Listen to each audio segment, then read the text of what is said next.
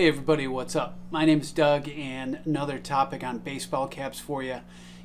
You may have heard, many of my loyal viewers will know this already, but you may have heard that this is the 100th anniversary of New Era as a cap making company. And in case you were not aware of that, they're working very hard to make sure that you don't forget that 2020 is their 100th anniversary. And so coming into this year, they had promised a lot of new collections honoring that 100th anniversary, and apparently a lot of these collections are designed to get you to advertise more that this is their 100th anniversary. So I wanted to talk a little bit about some of the collections we've seen come out. Now, first off, I've got to give due respect to New Era. So please don't anybody misinterpret this the wrong way. I am a huge fan of the 5950 and fitted caps in general. New Era was the pioneer in terms of getting the baseball cap into the hands of fans who really wanted to wear what the pros wear. What I'm about to say is critical of New Era because of this anniversary year, but don't ever mistake the fact that I'm still a huge fan of the 5950. What I would call kind of this centennial celebration overreach is what I see with a couple of different collections that have come out so far this year. The first was the MLB team caps in their standard colorways. However, they had the New Era flag on the left-hand wear side replaced with a gold New Era flag in all cases, and the digits 100 for the 100th anniversary appended to that. So in some cases this looked very natural, say on a San Diego Padres cap. In other cases not so much, say a Toronto Blue Jays cap. But in either case, this was the first strong reminder that New Era was celebrating 100th anniversary. The puzzling thing to me was that this did not affect the sales of these caps at all. And there was also a specifically branded New Era 100th anniversary cap, which I notice is not sold out. But almost every other MLB team, this model of the cap is sold out. Just a quick reminder that the New Era flag was never on the on-field caps before the 2016 baseball postseason.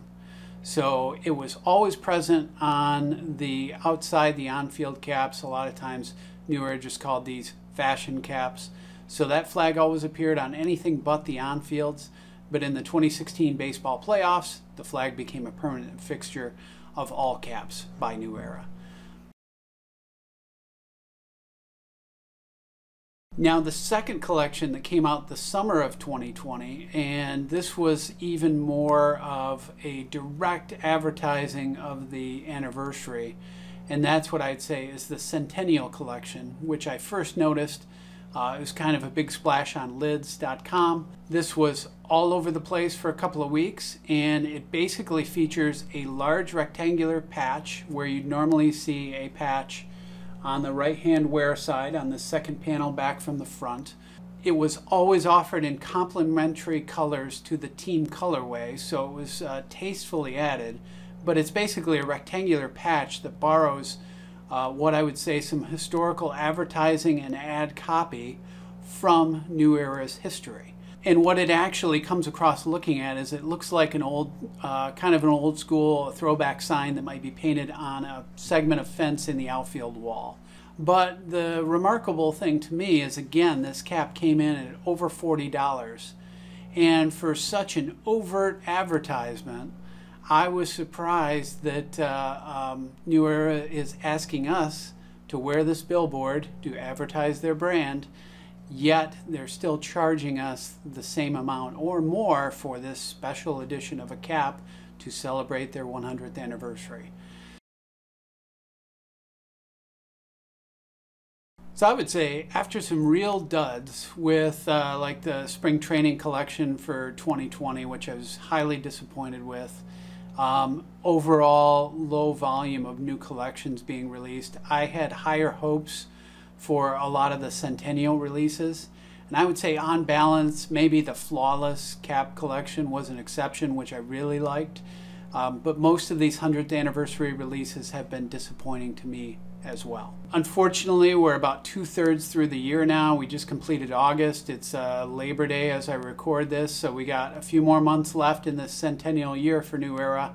And maybe I'm not so optimistic about the rest of the collections coming out, but we'll have to wait and see. It's just been a little bit of a disappointment for me thus far. For the extra labels that New Era is asking you to wear on their behalf, so you got these great commemorative products, but in no way are they compensating you in the form of a lower cap price to wear their products. So that to me is a missed opportunity, and again, I think I'm probably foolish for thinking that, because that is not the way that marketing and consumer behavior works.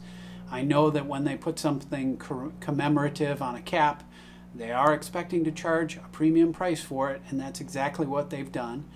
And the market hasn't exactly corrected them, because again, I mentioned a lot of these caps have sold out. So I just thought, you know, they buy ad space all the time. They put their names on stadiums. It would have been really cool if this was a commemorative 100th anniversary edition of caps. Would have been great if it was a $30 to $35 cap for us to carry their brand message forward. So New Era, if you're watching this, just a suggestion for next time. If you want us to carry your brand, give us a break on the prices. So that's about all I had to cover today. We'll see what the rest of the year holds for New Era. It'll be interesting to find out, to see if they can save this centennial year, in my view. I'd like to see something really compelling come out. And then just as a quick reminder, I always include links down below in the description of this video, pointing you towards some of my better videos in terms of working with, shaping, stretching, editing your caps, and maintaining your fitted cap collection. So check those out, scroll down. But as always, thank you for watching, and we'll see you next time.